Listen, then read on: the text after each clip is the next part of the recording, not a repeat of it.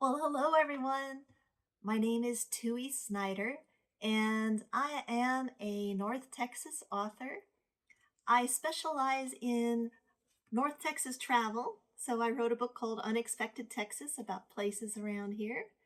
I have another one called 100 Things to Do in the Dallas-Fort Worth region before you die.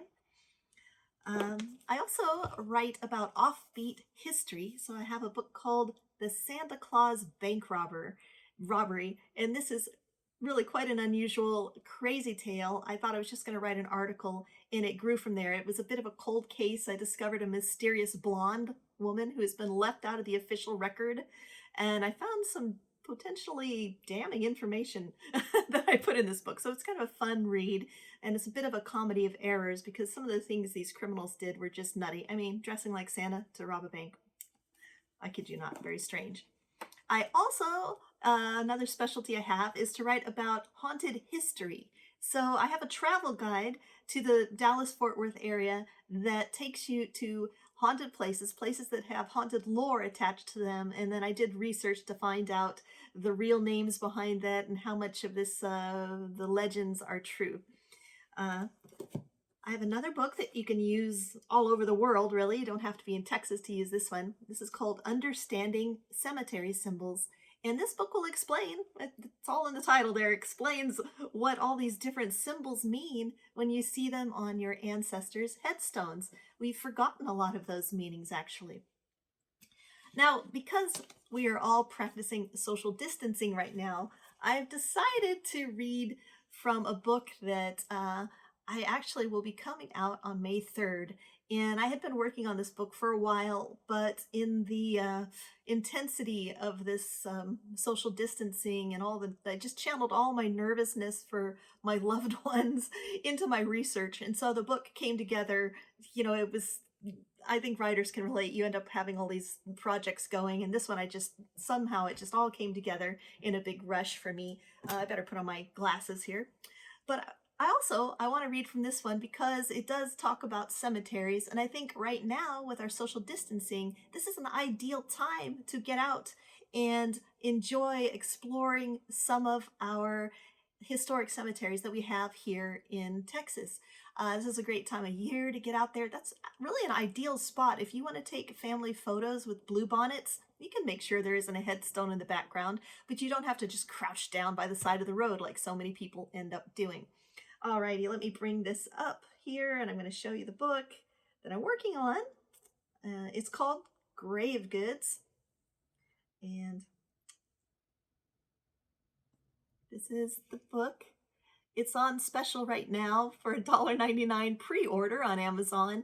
I did that, I made it as cheap as Amazon would let me do because I like to reward people, all my readers who pre-order, because they're doing me a favor, helping me make my book land with a splash. And this book has, like I said, it has over 50 photos, color photos in it that I've taken all over the world while I did research for it. Of course, I don't think I'll be going all over the world for a while, but hey, I did enjoy it. Now, let me get in here to the spot. I want to read to you something that might surprise you. This chapter is called The Influence of Perpetual Care, and I will just read a little bit of it to you just to give you a taste. These days, a cemetery rarely tops our list for weekend destinations, but in the Victorian era, a day spent at a garden cemetery was a perfectly respectable outing and far from morbid. City dwellers packed picnics so they could spend a relaxing day in nature. Hunters shot game while artists set up easels and painted landscapes. Some garden cemeteries even hosted public festivals and carriage races.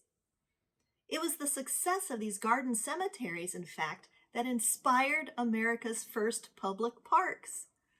In those days, families tended their cemetery plots with the same creative vigor we reserve for our own backyards today.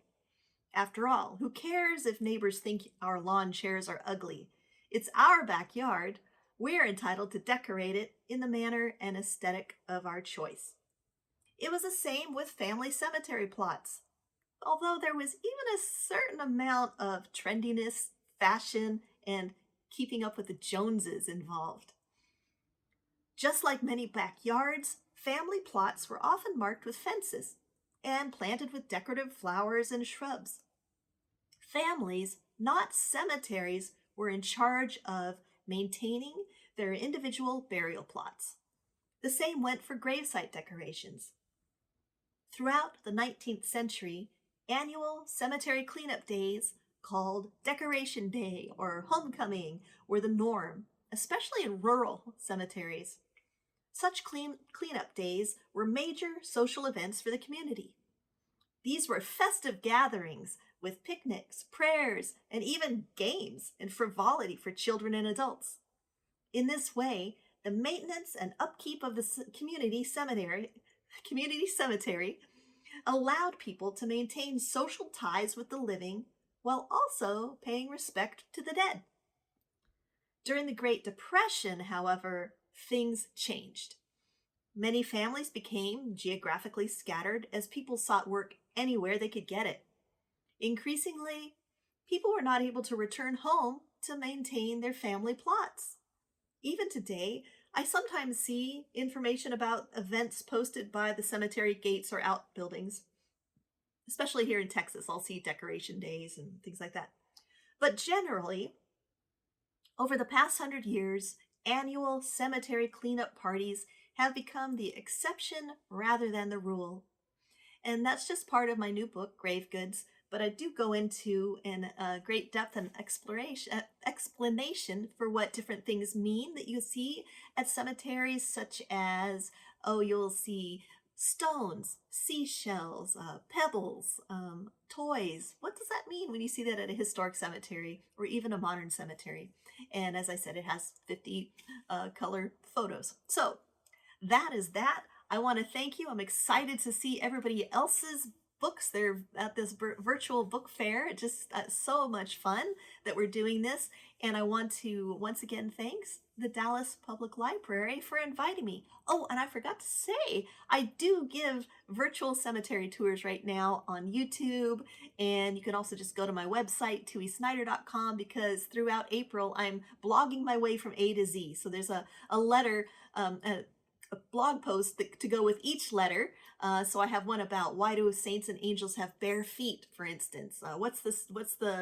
What are grave houses? What's the symbolism? What does IHS mean? Just different things like that. So it's been a lot of fun, and I'm just plugging away at that. And I look forward to meeting you guys online and making some new friends.